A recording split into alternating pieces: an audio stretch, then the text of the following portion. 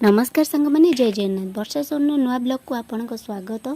संध्या बसिकी भावुली कौन रोसई करी बेली देखिली जेहेतु बुट डाली अच्छी तड़का बनैया चल घरे थिबा सामग्री आज मुझे तड़का बनैली वीडियोटी लास्ट जाए देखो जानीपर। पियाज टमाटर कंचा लंका धनिया पत्र को चुन चुन भाव काटी अदा रसुण को आनिक छेचिकी गोटे फाइन पेस्ट बनई देती। तापरे गैस ऑन करी कड़े बसई तादे तेल देइथिली।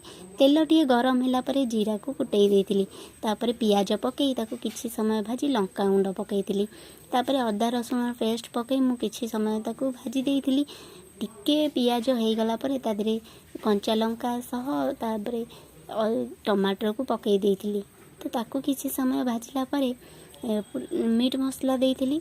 तापरे डाली पूरा एठी भल भाबरे सिझी जाइथिला। ताकू देकी लास्ट को धनिया पत्र पकई मो तड़का पूरा रेडी हो गला।